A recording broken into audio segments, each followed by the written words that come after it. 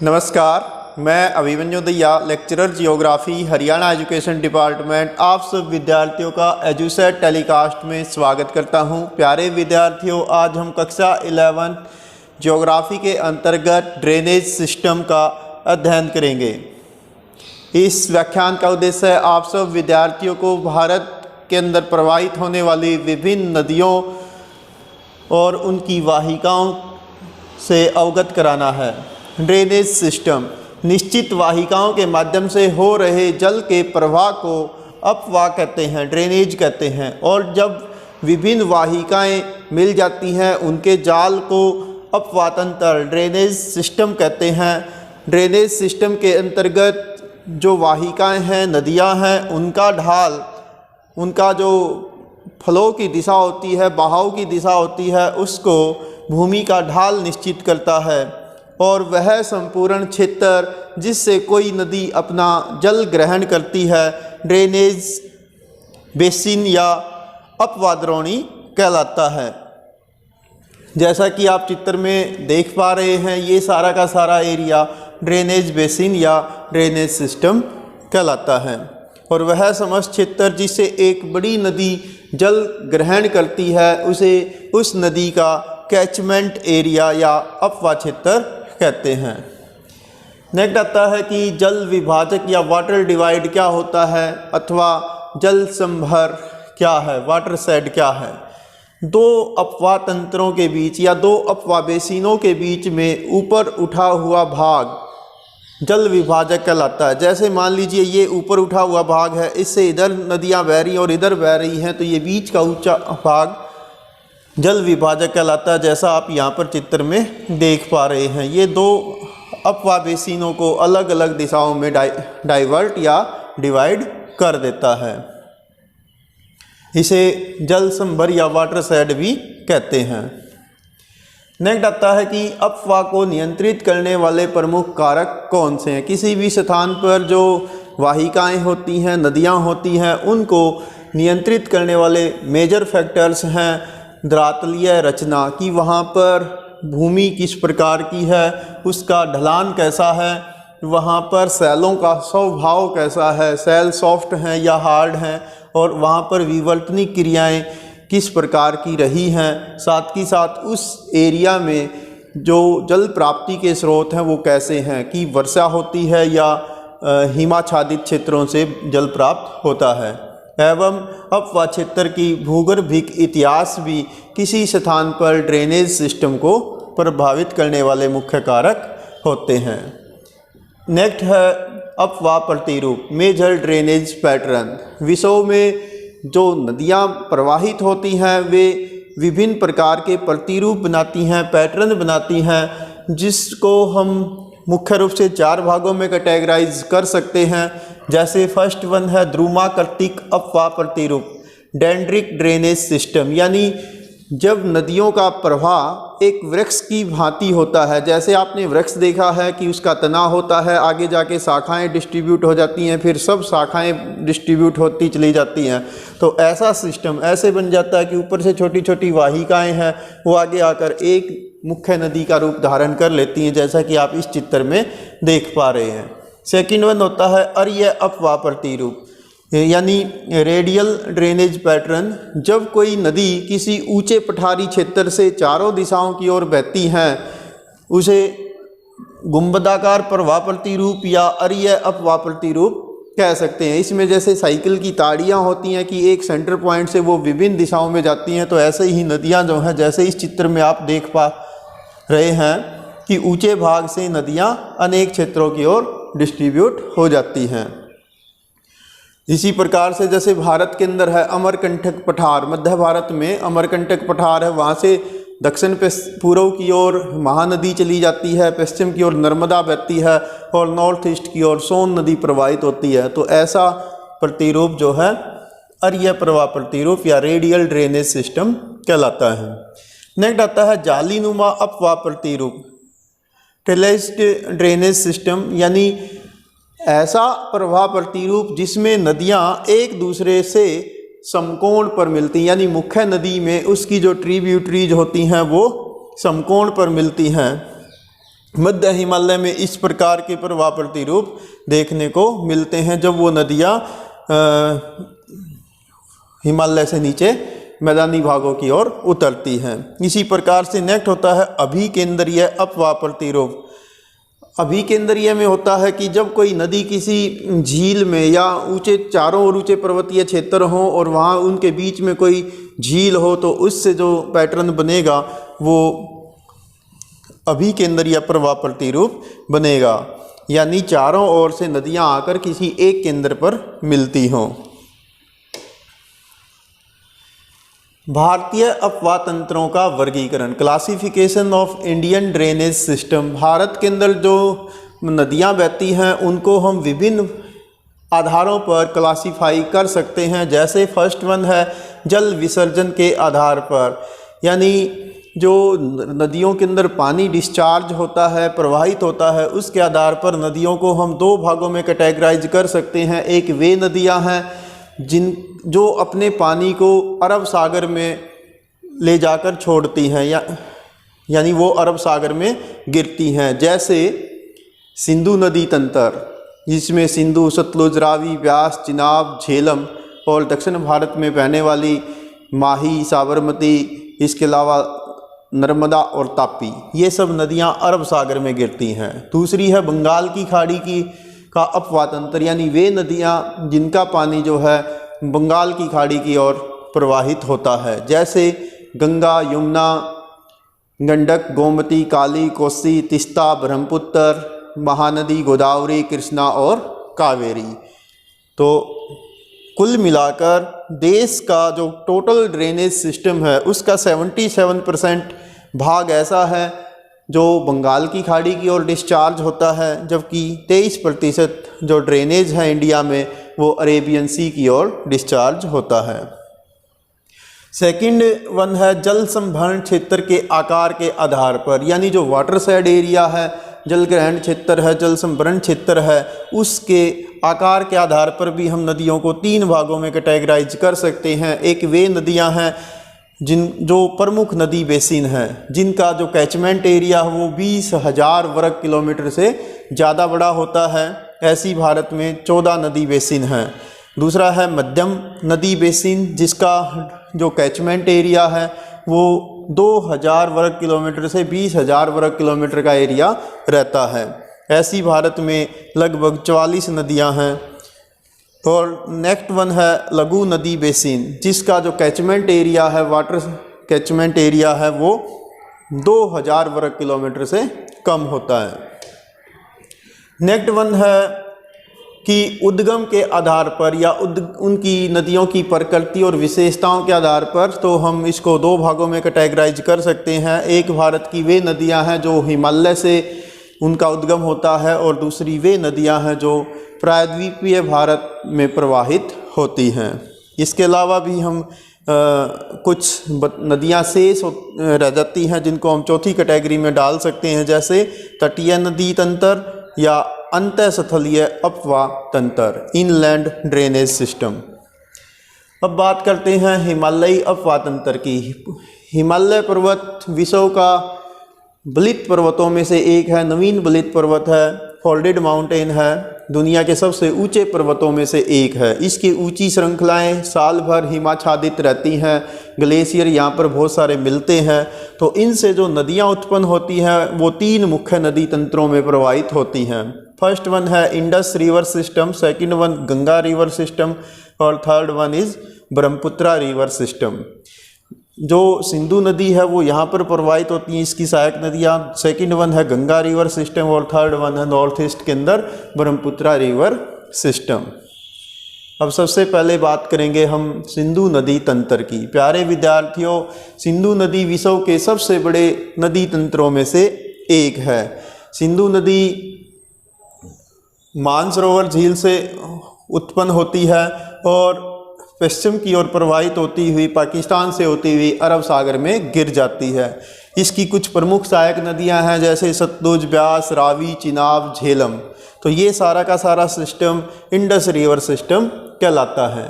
अब सबसे पहले हम अध्ययन करेंगे सिंधु नदी का। सिंधु नदी मानसरोवर झील के पास से, यहाँ से उत्पन्न होती है तिब्बत में और ये उत्तर पश्चिम की ओर लद्दाख से बहती है और गिलगित होते हुए पाकिस्तान में प्रवाहित होती है और अरब सागर में ये गिर जाती है। यहाँ पर इसकी अनेक सहायक नदियाँ हैं जैसे श्योक, जास्कर, नुब्रा। इसके अलावा इसकी जो प्रमुख सहायक नदियाँ हैं, इसमें पंजाब की 5 प्रमुख नदियाँ जैसे सतलुज, ब्यास, रावी, चिनाब और झेलम, ये इसकी प्रमुख सहायक नदियाँ हैं। तिब्बत के अंदर इसको सिंगी खम्बन यानी शेर मुख के नाम से जाना जाता है, जो गहरा महाखंड बनाती हुई भारत के अंदर एंट्री करती है और लद्दाख और जम्मू कश्मीर पाकिस्तान से होती हुई ये अरब सागर में गिर जाती है। इसकी कुल लंबाई लगभग 2880 किलोमीटर यानी लगभग 2900 किलोमीटर है, जिसमें से 1114 किलोमीटर पाक अधिकृत कश्मीर सहित भारत से प्रवाहित होती है, यानी भारत में इसकी लंबाई लगभग 709 किलोमीटर है। इंडस रिवर सिस्टम चूँकि तिब्बत से आती है, भारत से प्रवाहित होती हुई पाकिस्तान की ओर चली जाती है, तो नदियों से रिलेटेड एक ट्रीटी हमने की है पाकिस्तान के साथ, जो 19 सितंबर 1960 को की गई थी। इसके अंतर्गत उस समय के तत्कालीन प्रधानमंत्री भारत के पंडित जवाहरलाल नेहरू और पाकिस्तान के प्रधानमंत्री अयूब खान के बीच सिंधु जल समझौता हुआ, जिसके अंतर्गत जो सिंधु नदी तंत्र है, इसमें से 6 प्रमुख नदियां हैं। इनमें से सिंधु नदी, झेलम और चेनाब, इसका पानी पाकिस्तान के हिस्से में रहा और सतलुज, ब्यास तथा रावी, इनका पानी जो है वो भारत के हिस्से में रहा है। लेकिन इसका भी हम जो है झेलम और चेनाब का तथा सिंधु का हम 20% पानी यूज कर सकते हैं और सतलुज, रावी व चेनाब इसका ब्यास का हम लगभग 80% पानी भारत यूज कर सकता है। तो ये भारत और पाकिस्तान के बीच में समझौता रहा, सिंधु जल समझौता। अब बात करते हैं सिंधु नदी की प्रमुख सहायक नदियों की। सिंधु की जो प्रमुख सहायक नदियां हैं उसमें सतलुज, ब्यास, रावी, चिनाब और झेलम है। ये इनसे पंच प्रदेश यानी पंजाब प्रदेश बनता है, जिसका बहुत सारा हिस्सा वर्तमान पाकिस्तान के अंतर्गत आता है। सतलुज इनमें से सबसे दक्षिण की ओर प्रवाहित होने वाली नदी है। इस पर दुनिया का यानी भारत का इस समय सेकंड हाईएस्ट डैम बना हुआ है, जिसे हम भाखड़ा डैम के नाम से जानते हैं, जैसा आप चित्र में देख पा रहे हैं। नेक्स्ट आती है झेलम। झेलम जो है सिंधु नदी की प्रमुख सहायक नदी है, जो लेह लद्दाख से प्रवाहित होते हुए और पाकिस्तान की ओर प्रवाहित हो जाती है तथा बाद में ये चिनाब नदी से मिल जाती है।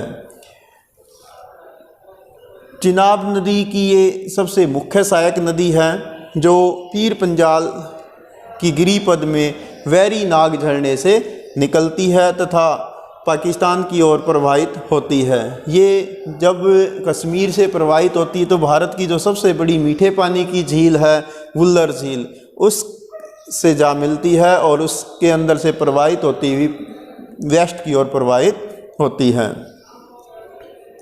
झेलम नदी की जो कुल लंबाई है वो लगभग 725 किलोमीटर है।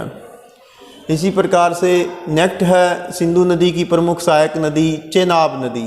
चेनाब नदी जो है 2 मुख्य नदियां चंदर और भागा, इन नदियों से मिलकर बनती है। ये है इधर भागा रिवर, ये है चंदर रिवर और ये हिमाचल प्रदेश में टंडी के पास आपस में मिल जाती है और वहाँ से ये चेनाब नदी के रूप में प्रवाहित होती है।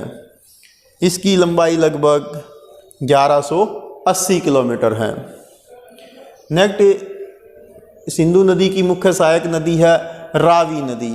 रावी नदी जो है प्रुसिनी और संस्कृत में इसका नाम है इरावती, इन नामों से ये प्राचीन काल से ही बहती रही है, जो भारत के हिमाचल में चंबा जिले से उत्पन्न होती है रोहतांग दर्रे के पास से और पश्चिम की ओर 725 किलोमीटर बहते हुए ये बाद में अन्य नदियों से मिल जाती है और सिंधु नदी में जा मिलती है। नेक्स्ट वन है ब्यास रिवर, जो ब्यास कुंड से निकलती है कुल्लू हिमाचल प्रदेश में रोहतांग दर्रे के पास से, और ये पश्चिम की ओर प्रवाहित होते हुए पंजाब के बठिंडा के पास हरीके नामक स्थान पर सतलुज नदी से मिल जाती है, जहाँ से भारत की सबसे लंबी नहर इंदिरा गांधी नहर निकाली गई है। ब्यास रिवर की लंबाई जो है लगभग 615 किलोमीटर है। नेक्स्ट आता है सतलुज नदी। सतलुज नदी भी मानसरोवर झील के पास से निकलती है और तिब्बत से ये पश्चिम की ओर प्रवाहित होती हुई भारत में एंट्री करती है, और इस पर भाखड़ा नांगल डैम बना हुआ है तथा ये आगे ब्यास के पानी को लेकर पाकिस्तान की ओर प्रवाहित होती है और मिठानकोट के पास इंडस रिवर या सिंधु नदी से मिल जाती है। नेक्स्ट आता है गंगा नदी system, Ganga river system. Ganga Bharat की सबसे बड़ी नदियों में से एक है। ये भारत में 2525 किलोमीटर लंबाई में प्रवाहित होती है। इसकी जो प्रमुख सहायक नदियां हैं उसमें यमुना, घाघरा, गंडक, गोमती, कोसी, ये प्रमुख इसकी सहायक नदियां हैं। कुछ नदियां ऐसी हैं जो दक्षिण भारत की ओर से आकर यानी प्रायद्वीपीय भारत की ओर से आकर गंगा में मिल जाती हैं, जैसे इसमें चंबल, बेतवा, केन, सोन, ये प्रमुख सहायक नदियां हैं जो साउथ से गंगा में आकर मिलती हैं। गंगा का उद्गम स्थल गौमुख है, जो उत्तराखंड के अंदर गंगोत्री हिमनद में गौमुख नामक स्थान से गंगा का उद्गम होता है। गंगा वास्तव में दो मुख्य नदियां, एक भागीरथी तथा दूसरी अलकनंदा, इन दोनों के मिलने से गंगा नदी बनती है। एक नदी है अलकनंदा, दूसरी है भागीरथी। ये दोनों देवप्रयाग नामक स्थान पर आपस में उत्तराखंड में मिल जाती है, वहाँ से इसका नाम गंगा कहलाता है। गंगा नदी पर इस समय भारत का सबसे ऊंचा डैम टिहरी डैम, जिसकी ऊंचाई 261 मीटर है, बना हुआ है। गंगा नदी अपने उद्गम स्रोत से अलकनंदा और भागीरथी के रूप में प्रवाहित होती है। अलकनंदा के साथ विष्णुप्रयाग नामक स्थान पर एक अन्य नदी जिसका नाम होता है धौली गंगा, वो मिल जाती है। नंदप्रयाग में नंदकानी रिवर मिल जाती है अलकनंदा से। केदारनाथ कर्णप्रयाग में पिंडार गंगा मिलती है। इसके अलावा रुद्रप्रयाग में अलकनंदा के साथ मंदाकिनी रिवर मिल जाती है, और फाइनली देवप्रयाग नामक स्थान पर अलकनंदा भागीरथी से मिल जाती, जहाँ से इसका नाम गंगा कहलाता है। और आगे जब ये मैदानों से प्रवाहित होती है तो उत्तर प्रदेश में प्रयागराज और प्रयाग नामक स्थान पर यमुना इसमें आकर मिल जाती है। हरिद्वार के पास गंगा नदी मैदानों में प्रवेश करती है, जैसा कि आप चित्र में ये हरिद्वार की हर की पौड़ियाँ देख पा रहे हैं। और प्रयागराज, जिसका पहले नाम इलाहाबाद होता था, उस स्थान पर यमुना इसमें आकर मिल जाती है, जो गंगा की सबसे बड़ी सहायक नदी है। ये यहाँ पर आप देख पा रहे हैं वाराणसी के पास। इसी प्रकार से अगर बात करें और आगे, जब गंगा नदी आगे पूर्व की ओर प्रवाहित होती है तो ये बिहार, पश्चिमी बंगाल से प्रवाहित होती हुई बांग्लादेश में प्रवेश करती है। बांग्लादेश में प्रवेश करने से पहले इस पर एक डैम बनाया गया है जिसे हम फरक्का बैराज के नाम से जानते हैं। उस पर हावड़ा ब्रिज बना हुआ है। यहाँ जब बांग्लादेश में गंगा नदी प्रवेश करती है तो इसका नाम पद्मा कहलाता है। बाद में पूर्व की ओर से आने वाली ब्रह्मपुत्र नदी इससे मिल जाती है, और दोनों नदियां जब संयुक्त धारा के रूप में प्रवाहित होती है तो इसका नाम मेघना कहलाता है। और ये आगे दोनों नदियां मिलकर विश्व का सबसे बड़ा डेल्टा सुंदरवन डेल्टा बनाती हैं। गंगा नदी की लंबाई की अगर बात करें तो उत्तराखंड में इसकी लंबाई लगभग 110 किलोमीटर है। उत्तर प्रदेश में 1450 किलोमीटर प्रवाहित होती है। बिहार में इसकी लंबाई 445 किलोमीटर है। पश्चिमी बंगाल के अंदर लगभग ये 450 किलोमीटर 520 किलोमीटर बहती है। कुल मिलाकर इसकी लंबाई जो है 2525 किलोमीटर है। गंगा नदी के अंदर हल्दिया से इसमें प्रयागराज तक, उत्तर प्रदेश में प्रयागराज से पश्चिमी बंगाल में हल्दिया तक स्टीमर चलाए जा सकते हैं। गंगा नदी मार्ग भारत का नेशनल वाटरवे 1 कहलाता है, राष्ट्रीय जल मार्ग संख्या 1 कहलाता है। इसमें एक मछली पाई जाती है जिसे हम गैंगेटिक डॉल्फिन के नाम से जानते हैं, जो भारत की राष्ट्रीय जलीय जीव मानी जाती है। गंगा नदी में बहुत सारे दूषित जल को छोड़े जाने से या अन्य धार्मिक कारणों से भी गंगा नदी में बहुत सारी गंदगी हो जाती है, जिसकी सफाई के लिए केंद्र सरकार की एक योजना है नमामि गंगे, जिसको शुरू किया गया है ताकि हम गंगा नदी की पवित्रता को बनाए रख सकें। नेक्स्ट वन आता है यमुना रिवर। यमुना गंगा की सबसे बड़ी सहायक नदियों में से एक है, जो यमुनोत्री हिमनद से निकलती है और उत्तराखंड से होती हुई हरियाणा के ताजेवाला नामक स्थान पर यमुनानगर में मैदानी क्षेत्रों में प्रवेश करती है। यहाँ पर हथनी कुंड बैराज या ताजेवाला डैम इस पर बनाया गया है, जहाँ से पश्चिमी यमुना नहर निकाली गई है। आगे यह नदी उत्तर प्रदेश और हरियाणा की सीमा बनाती हुई दक्षिण की ओर प्रवाहित होती है तथा दिल्ली फरीदाबाद से होती हुई उत्तर प्रदेश की ओर जाकर गंगा नदी से मिल जाती है। इसकी लंबाई यानी यमुना नदी की लंबाई लगभग 1375 किलोमीटर है। इसी के किनारे पर आगरा शहर में ताजमहल बनाया गया है। इसकी जो प्रमुख सहायक नदियां हैं उसमें सिंध, बेतवा, केन ये प्रमुख सहायक नदियां हैं जो दक्षिण से इसमें आकर मिल जाती हैं। जैसे चंबल नदी है और उसकी सहायक नदियां हैं, सिंध है, बेतवा है, केन है, ये सब नदियां इसमें दक्षिण से आकर मिलती हैं। इसके अलावा यमुना के बाएं तट पर मिलने वाली प्रमुख नदियों में हिंडन, रिंद, सेंकर और वरुणा ये प्रमुख सहायक नदियां इसकी रही हैं। नेक्स्ट आता है चंबल रिवर। चंबल जो है यमुना की सबसे बड़ी सहायक नदी है, जिसकी लंबाई 960 किलोमीटर है। प्यारे विद्यार्थियों, इस नदी का उद्गम मुहू नामक स्थान पर इंदौर जिला मध्य प्रदेश में है और यह प्रायद्वीप भारत से उत्तर दिशा की ओर प्रवाहित होती है तथा यमुना नदी में आकर मिल जाती है। इस पर कोटा नामक स्थान पर कोटा बैराज और उसी के आसपास में गांधी सागर नामक डैम बनाया गया है। चंबल नदी जो है अपने बीहर्स के लिए प्रसिद्ध रही है, कुख्यात रही है, यानी ये बहुत ज़्यादा मृदा को अपरदित करती है। इसके कारण से वहाँ की जो ज़मीन है वो गहरे गहरे खड्डों में या गड्ढे में परिवर्तित हो गई है, जिसे हम बैडलैंड टोपोग्राफी के रूप में जानते हैं। इन्हें रेवाइंस भी कहा जाता है। इस पर एक अन्य डैम बनाया गया है जिसका नाम है राणा प्रताप सागर डैम। नेक्स्ट है गंगा नदी की एक अन्य प्रमुख सहायक नदी गंडक रिवर, जो नेपाल के धौलागिरी और माउंट एवरेस्ट पर्वत चोटियों के पास से निकलती है। नेपाल में से सालीग्रामी के नाम से, काली गंडक और त्रिशूली गंगा के नाम से जाना जाता है। गंडक नदी बिहार से प्रवाहित होती हुई चंपारण जिले से एंट्री करती है भारत में और गंगा नदी में जाकर मिल जाती है। नेक्स्ट ऐसी ही एक अन्य सहायक नदी है जिसका नाम है घाघरा। ये गंगा नदी की प्रमुख सहायक नदियों में से एक है। इसका दूसरा नाम सरयू होता है, जिसके किनारे पर अयोध्या शहर बसा हुआ है। ये मापचा चुंगो हिमनद से उत्पन्न होती है।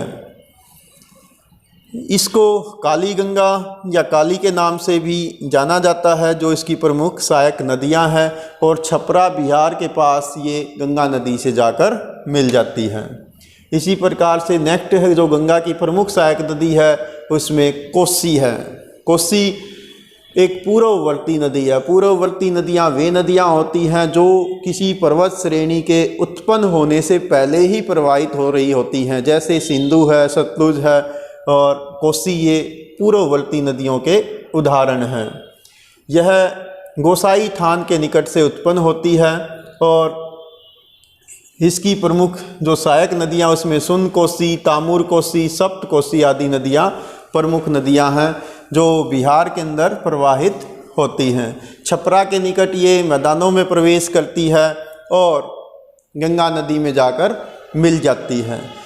कोसी नदी अपने मार्ग परिवर्तन के लिए कुख्यात रहती है, यानी इसके जब जो मैदानी भाग हैं वहाँ पर इसके बेसिन में, यानी जहाँ से कोसी नदी प्रवाहित होती है, तो इसमें बहुत सारा सिल्ट या अवसाद जमा हो जाता है। साथ ही साथ वहाँ पर जल, हायसिंथ और लेप्टाना जैसी वनस्पतियाँ इसके मार्ग को अवरुद्ध कर देती हैं। तो और नेपाल के पर्वतीय क्षेत्रों में अधिक बारिश होने के कारण से मैदानी भागों में ये अपना मार्ग परिवर्तित कर लेती है, जिसके कारण से बिहार में बहुत ज़्यादा बाढ़ें आती हैं, जिससे जन और धन की हानि होती है, फसलें डूब जाती हैं और अपार क्षति के कारण से इसे बिहार का सोरो या बिहार का दुख कहा जाता है। नेक्स्ट आता है रामगंगा। रामगंगा नैनीताल के पास से उत्पन्न होती है और मैदानी भागों में प्रवेश कर ये गंगा में जाकर मिल जाती है, जिसकी लंबाई लगभग 596 किलोमीटर है। ये भी गंगा की प्रमुख सहायक नदी है। नेक्स्ट छोटी सी नदी है दामोदर नदी, जो छोटा नागपुर के पठार पर प्रवाहित होती है, जो झारखंड के पलामू जिले से उत्पन्न होती है और पूर्व की ओर प्रवाहित होती है। कभी ये भी पश्चिमी बंगाल के सोरो के रूप में जानी जाती थी। पश्चिमी बंगाल में दामोदर नदी के कारण बहुत बाढ़ें आती थी, लेकिन बाद में इस पर Damodar valley corporation DVC corporation के नाम से कुछ बांध बनाए गए, जिससे इसके पानी को कंट्रोल किया गया और अब इसकी बाढ़ें कंट्रोल की जा चुकी हैं। नेक्स्ट ऐसे ही एक अन्य नदी है शारदा, जो सरयू के नाम से भी जानी जाती है, जो मिलाम हिम नदी से निकलती है। इसे गौरी गंगा भी कहते हैं। ये भी गंगा नदी की ही सहायक नदी है। नेपाल में भारत नेपाल सीमा पर इसे काली नदी के नाम से जानते हैं। बाराबंकी ज़िले में यह घाघरा से मिल जाती है, जहाँ पर इसे चौक नदी कहा जाता है। इसी प्रकार से एक छोटी सी नदी है महानंदा, जो बिहार के पूर्वी भागों में प्रवाहित होती है और दार्जिलिंग की पहाड़ियाँ, पश्चिमी बंगाल के अंदर दार्जिलिंग पहाड़ियों से उत्पन्न होकर ये गंगा की प्रमुख सहायक नदियों में से एक रहती है। ये गंगा नदी में मिलने वाली बाएं तट की सबसे अंतिम सहायक नदी है। ये महानंदा बेसिन आप मानचित्र पर देख सकते हैं। नेक्स्ट गंगा की दाएं तट की सहायक नदियों में से प्रमुख नदी है सोन नदी, जो दक्षिण से यानी प्रायद्वीप भारत से उत्तर की ओर प्रवाहित होकर पटना के पास गंगा नदी से आकर मिल जाती है। नेक्स्ट आता है ब्रह्मपुत्र रिवर सिस्टम। हिमालय पर्वत की प्रमुख नदियों में से सबसे पूर्वी रिवर सिस्टम है ब्रह्मपुत्र रिवर सिस्टम। ब्रह्मपुत्र नदी मानसरोवर झील के पूर्वी भागों से उत्पन्न होती है और पूर्व की ओर प्रवाहित होती हुई अरुणाचल प्रदेश के अंदर यहाँ नामचा बरवा नामक स्थान से एंट्री चक्कर लगाकर भारत में प्रवेश करती है। नदी में तिब्बती क्षेत्र में जल की बहुत कमी होती है, क्योंकि तिब्बत दुनिया के सबसे ऊंचे पठारी भागों में से एक है जहाँ पर बारिश बहुत ही कम होती है। इस कारण से वहाँ पर इसमें सिल्ट कम होता है, पानी की मात्रा भी कम रहती है। तिब्बत क्षेत्र में इस नदी को सांगपो कहा जाता है। तिब्बती भाषा में सांगपो का नाम अर्थ होता है पवित्र करने वाली, यानी प्यूरीफायर। जब ये नदी भारत में प्रवेश करती है नामचा बरवा पर्वत शिखर के चक्कर लगाकर, तो इसे यहाँ पर ब्रह्मपुत्र के नाम से जाना जाता है। नॉर्थ ईस्ट में इसकी प्रमुख सहायक नदियाँ रही हैं दिबांग या सिकांग, लोहित। इसको कभी कभी वहाँ पर दिहांग के नाम से भी जानते हैं। जैसे असम में इसको बोडो लोग भूलम बुथर कहते हैं, यानी कल कल की आवाज़ निकालने वाली नदी। असम घाटी में इसकी लंबाई जो है लगभग 750 किलोमीटर है, जिसमें अनेक सहायक नदियाँ इसमें आकर मिलती हैं। इसकी जो प्रमुख सहायक नदियाँ उसमें दिबांग, लोहित, धनसिरी, कलांग। दाएं तरफ से मिलने वाली प्रमुख नदियों में मानस, बेकी, तीस्ता, सुबनसिरी, संकोश, ये प्रमुख इसकी सहायक नदियां हैं। इसमें एक द्वीप है नदी के बीच में। जब ये आसाम में बहती है तो ब्रांडेड चैनल बनाते हैं, यानी ये कई धाराओं में बट जाती है और उसके बीच में एक द्वीपीय क्षेत्र बनता है जिसे माजोली के नाम से जानते हैं। यानी डिब्रूगढ़ और लखीमपुर जिलों के बीच में ये दो शाखाओं में बट जाती है और दुनिया का सबसे बड़ा नदी द्वीप जिसे माजोली के नाम से जानते हैं तो उसको ये निर्मित करती हैं।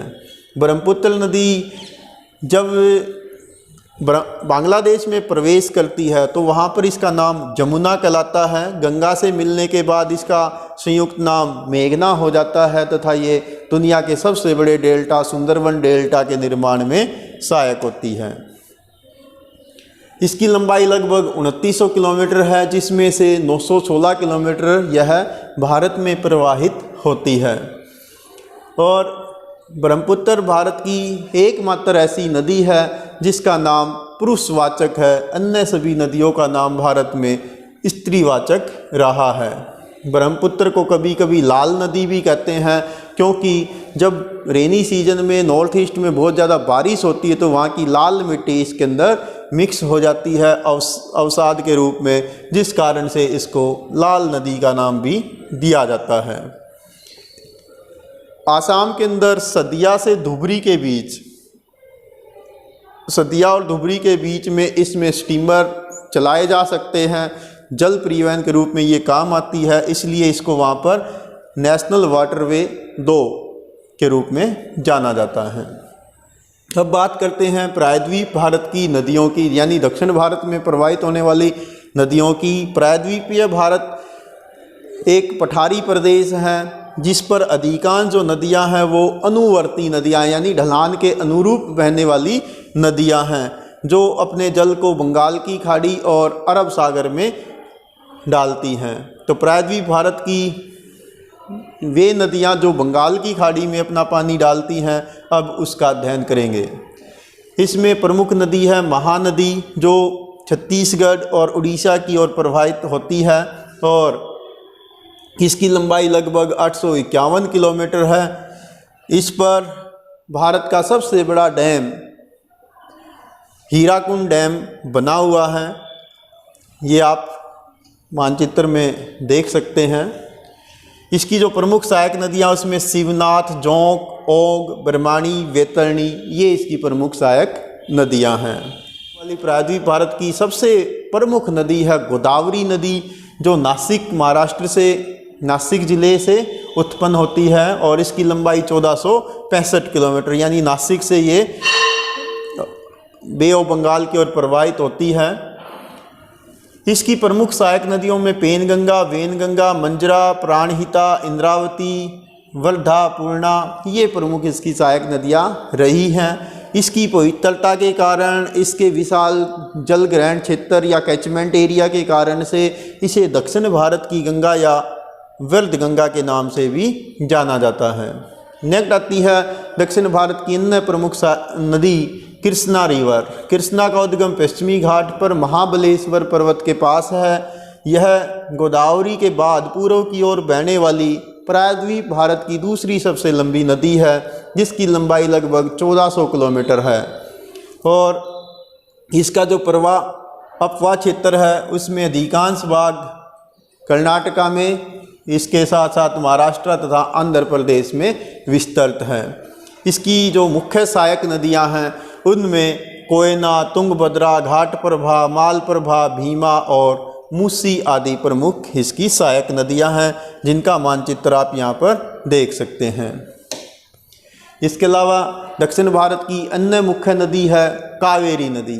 कावेरी नदी कर्नाटका के कोगाडू जिले से पश्चिमी घाट की ब्रह्मगिरी श्रेणी से उत्पन्न होती है तथा बंगाल की खाड़ी की ओर प्रवाहित होती है। लगभग 800 किलोमीटर का सफ़र करके प्रवाहित होकर ये तमिलनाडु के पूर्वी तट पर अपना डेल्टा बनाती है।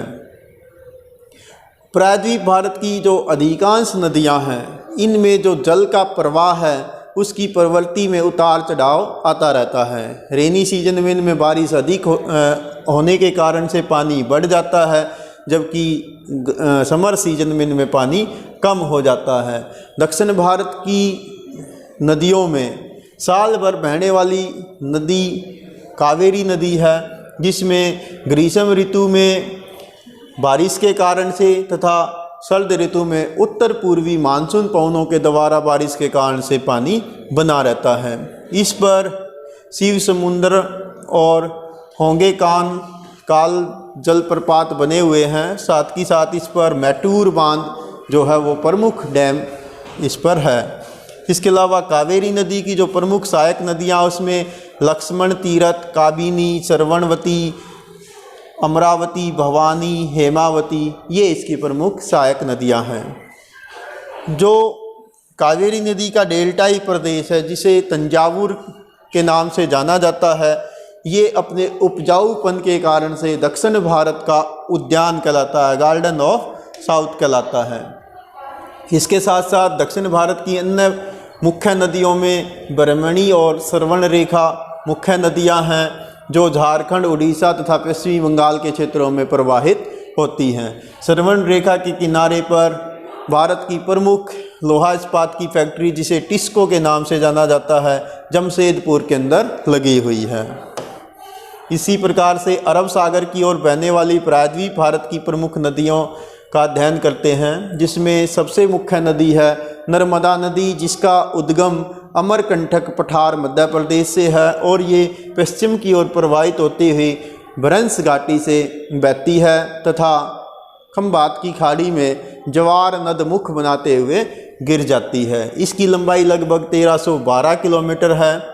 इस पर जब्बलपुर के पास मध्य प्रदेश में भेड़ा घाट नामक ये वाटरफॉल बना हुआ है, जिसका चित्र आप देख पा रहे हैं। इसके साथ साथ इसमें एक दूसरा जलप्रपात भी बनाती है ये नदी, जिसका नाम है कपिल धारा जलप्रपात। इस नदी पर दुनिया की सबसे ऊंची स्टैच्यू बनाई गई है, जिसे वल्लभ भाई पटेल यानी स्टैच्यू ऑफ यूनिटी के नाम से भारत में और दुनिया में जाना जाता है। इस पर केवड़िया ज़िले में है ये स्टैच्यू ऑफ यूनिटी। यहीं पर सरदार सरोवर नामक बांध बनाया गया है। नेक्स्ट आता है तापी नदी, जिसे कभी कभी ताप्ती के नाम से भी जाना जाता है। नर्मदा के दक्षिण में, सतपुड़ा पहाड़ियों के दक्षिण में बहने वाली, पश्चिम की ओर प्रवाहित होने वाली ये अन्य मुख्य नदी है। इसका जो जल ग्रहण क्षेत्र वो लगभग 65,000 वर्ग किलोमीटर है तथा इसकी लंबाई लगभग 724 किलोमीटर है। नेक्स्ट आता है माही। माही जो है उदयपुर राजस्थान की जयसमंद झील, ये आप झील देख पा रहे हैं, यहाँ से उत्पन्न होती है और मध्य प्रदेश, राजस्थान तथा गुजरात में इसका जल ग्रहण क्षेत्र रहता है तथा 585 किलोमीटर बहने के बाद ये गल्फ ऑफ कैम्बे या खंबात की खाड़ी में गिर जाती है। इसी प्रकार से साबरमती जो राजस्थान की डूंगरपुर, राजस्थान का दक्षिण पूर्वी जिला है डूंगरपुर, वहाँ से उत्पन्न होती है और दक्षिण पश्चिम की ओर बहती हुई अरब सागर में गिर जाती है। गुजरात के अहमदाबाद से ये प्रवाहित होती हुई जाती है, जहाँ जो गुजरात का अहमदाबाद शहर है वो अपने सूती वस्त्र उद्योग के लिए प्रसिद्ध है। नेक्स्ट ऐसी ही एक अन्य मुख्य नदी है जिसे लूनी के नाम से जाना जाता है, जो राजस्थान के सबसे बड़े नदी तंत्रों में से एक है, जो अरावली पर्वत श्रेणी से उत्पन्न होती है तथा दक्षिण पश्चिम की ओर प्रवाहित होती है। यह एक बरसाती नदी है। जब बारिश होती है तो इसमें पानी आता है। ग्रीष्म ऋतु में ये कच्छ के रण में लुप्त हो जाती है। इसी प्रकार से पश्चिम तट की ओर बहने वाली अन्य मुख्य सहायक जो छोटी नदियां हैं, उनमें प्रमुख नदियां हैं जैसे भल्टपूजा, पेरियार, इसके अलावा शरावती, जावरी, माही, भादर, ये प्रमुख या वैतरणी ऐसी नदियां हैं जो छोटी नदियां हैं जो पश्चिम की ओर बहती हैं। इसी प्रकार से पश्चिम की ओर बहने वाली कुछ नदियाँ अपने विशेष कार्यों के लिए प्रसिद्ध हैं। जैसे शरावती एक नदी है जो कर्नाटका में पश्चिमी घाट से अरब सागर की ओर प्रवाहित होती है। इस पर भारत का सबसे ऊंचा जलप्रपात जोग वाटरफॉल बनाती है, जिसे गरसोपा वाटरफॉल के नाम से भी जाना जाता है। इसी प्रकार से दो नदियां हैं जो गोवा में प्रवाहित होती हैं, जिसे मांडवी और जुआरी के नाम से जाना जाता है। इसी प्रकार से एक अन्य नदी है जिसका नाम है भरतपुजा, जो केरल की सबसे मुख्य नदी है। इसी प्रकार से पेरियार, जो केरल की दूसरी सबसे बड़ी नदी है, वो भी पश्चिम की ओर प्रवाहित होती है। नेक्स्ट है इसी प्रकार से पूर्व की ओर बहने वाली छोटी नदियाँ जैसे हुगली, दामोदर, स्वर्णरेखा, वैतरणी, ब्रह्मणी, पेनार, इसके अलावा ताम्रपर्णी, वेगाई, ये प्रमुख नदियाँ हैं जो प्रायद्वीप पठार से पूर्व की ओर बहती हैं। अब बात करते हैं अंतःस्थलीय अपवात अंतर की। कुछ नदियाँ ऐसी हैं जो किसी भी समुद्र में नहीं गिरती हैं या किसी सागर में नहीं गिरती हैं, वो केवल स्थल के अंदर ही प्रवाहित होती हैं और स्थल में ही लुप्त हो जाती हैं। जैसे ऐसे अपवातंतर दक्षिणी कश्मीर या उत्तरी कश्मीर में, दक्षिण पूर्वी असम में, पूर्वी राजस्थान में और हरियाणा में मिलते हैं। जैसे हरियाणा की घग्गर, टांगड़ी और मारकंडा अंतःस्थलीय अपवातंतर के उत्तम उदाहरण हैं। इसी प्रकार से राजस्थान और गुजरात में लूनी, माही तथा साबरमती ऐसी ही नदियां हैं जो मरुस्थल में विलीन हो जाती हैं। अब बात करते हैं कि जो दक्षिण भारत की नदियां हैं और हिमालय की नदियां हैं, इनमें मुख्य अंतर क्या है। तो जब भी डिफरेंस की बात आए तो प्यारे विद्यार्थियों कोशिश करें कि आप लेफ़्ट और राइट में लिखने का प्रयास करें, समझने का प्रयास करें, और आपके मोस्टली पॉइंट एक दूसरे से अपोजिट होंगे। जैसे हिमालय की नदियाँ अधिक लंबी हैं जिनके बेसिन बड़े हैं, जबकि प्रायद्वीप भारत की नदियाँ छोटी हैं जिनके बेसिन छोटे हैं। हिमालय की नदियों का जल ग्रहण क्षेत्र बड़ा है, जबकि दक्षिण भारत की नदियों के जल ग्रहण क्षेत्र छोटे हैं। हिमालय की नदियाँ सदानीरा नदियाँ कहलाती हैं क्योंकि ये हिमाच्छादित क्षेत्रों से उद्गम होती हैं, जबकि दक्षिण भारत की नदियाँ मौसमी नदियाँ कहलाती हैं क्योंकि वो मानसूनी वर्षा पर निर्भर करती हैं। इसी प्रकार से जो हिमालय की नदियाँ हैं ये गहरी घाटियाँ बनाती हैं, महाखंडों का निर्माण करती हैं, जबकि जो दक्षिण भारत की नदियाँ हैं ये चौड़ी और कम गहरी घाटियों का निर्माण करती हैं। हिमालय की नदियाँ अभी युवावस्था में हैं, जबकि दक्षिण भारत की नदियाँ प्रौढ़ावस्था में हैं। उत्तर भारत की नदियाँ विसर्प बनाती हैं, यानी वो सांप की भांति मैदानी भागों में प्रवाहित होती हैं, जबकि दक्षिण भारत की नदियाँ ज़्यादातर गहरी घाटियों से बहती हैं तो वो तकरीबन सीधा मार्ग अपनाती हैं। हिमालय की नदियाँ बहुत कम जलप्रपात बनाती हैं, इसलिए ये जल विद्युत उत्पादन के कम अनुकूल हैं, जबकि दक्षिण भारत की नदियाँ बहुत अधिक वाटरफॉल बनाती हैं, जिससे जलप्रपात के माध्यम से पानी को स्टोर करके हम हाइड्रोलिक पावर जनरेट कर सकते हैं। हिमालय की नदियाँ पूर्ववर्ती हैं, यानी पर्वतों की उत्पत्ति से पहले ही वो प्रवाहित हो रही थी, जैसे सतलुज, सिंधु, कोसी, इसी प्रकार की पूर्ववर्ती नदियाँ हैं। दक्षिण भारत की अधिकांश नदियाँ अनुवर्ती नदियाँ हैं जो ढलान के अनुरूप बहती हैं। इसी प्रकार से हिमालय की नदियों के डेल्टा बड़े हैं क्योंकि इनमें बहुत अधिक जल और सिल्ट की मात्रा होती है। दक्षिण भारत की नदियों के डेल्टा छोटे हैं क्योंकि ये लंबाई में छोटी हैं तथा इनके जल ग्रहण क्षेत्र में सिल्ट या बारिश की मात्रा कम होने से और पानी की मात्रा कम होने के कारण से ये छोटे डेल्टाओं का निर्माण करती हैं। अब बात करते हैं कि जो नदी जल उपयोग से संबंधित समस्याएं क्या हैं।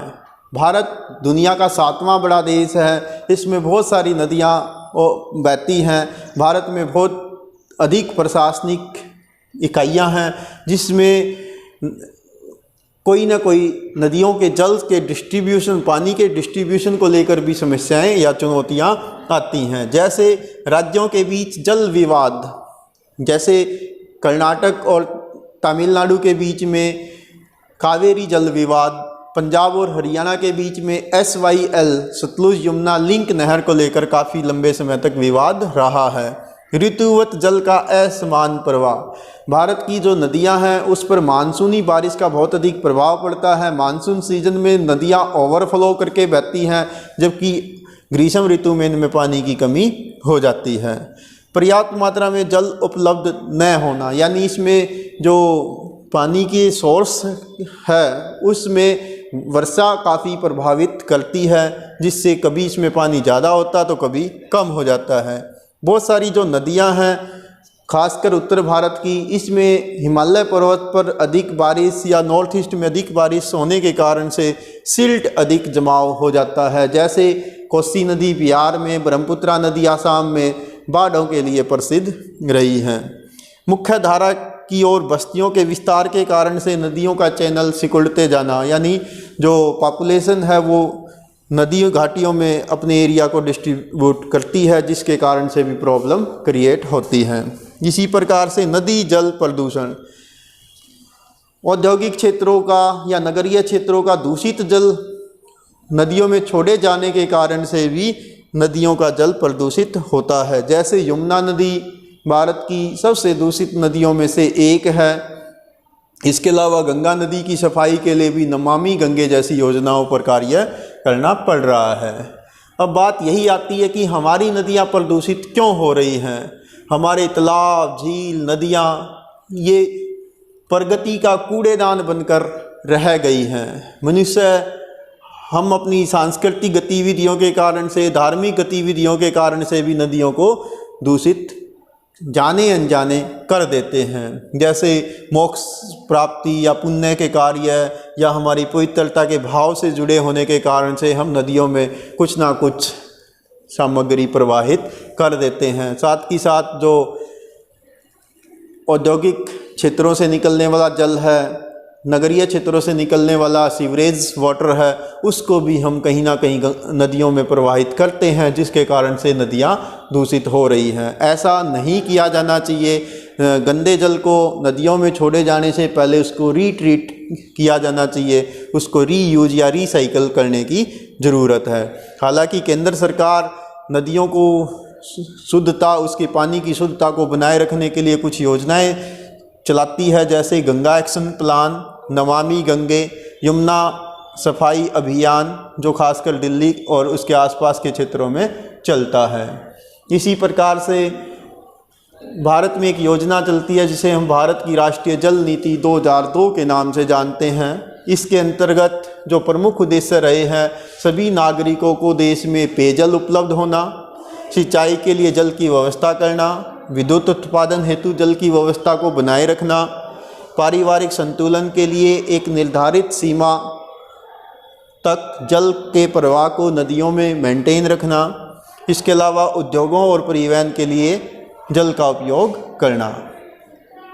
अब बात आती है कि नदियों का महत्व क्या है। What is the importance of reverse. Bharat एक कृषि प्रधान देश है और खेती के लिए पानी की ज़रूरत रहती है, तो नदियों का पानी नहरों के माध्यम से सिंचाई के लिए काम आता है। सेकेंडली, पेयजल। यमुना नदी से पश्चिमी यमुना नहर है निकाली गई है, जो दिल्ली के अंदर जल के स्रोत के रूप में मुख्य भूमिका निभा रही है।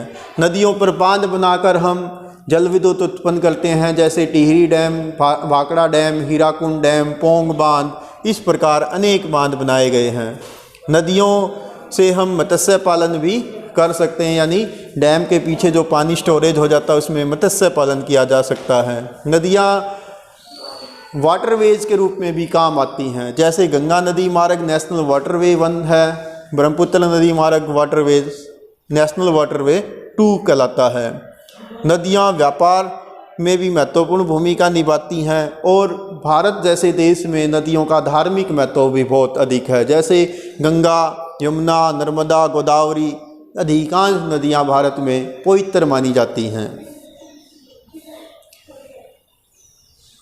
होमवर्क। प्यारे विद्यार्थियों, इस व्याख्यान और अध्याय के आधार पर अब आपके लिए कुछ क्वेश्चंस हैं, जैसे सिंधु नदी तंत्र की प्रमुख नदियों का वर्णन कीजिए। इसमें इंडस रिवर और इसकी सहायक नदियों को आपने क्या सीखा है उसको अपनी नोटबुक में लिखिए।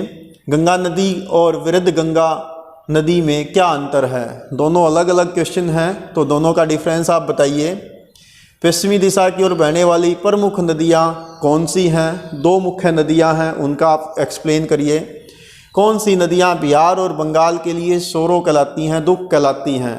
आप इसमें क्यों का जवाब भी दे सकते हैं। हिमालय की नदियाँ और प्रायद्वीप की नदियाँ, इनमें अंतर स्पष्ट कीजिए। और नदियों का हमारे जीवन में क्या महत्व है? इन सब क्वेश्चनों का उत्तर अपनी उत्तर पुस्तिका में लिखने का प्रयास करें। Thank you. Have a nice day.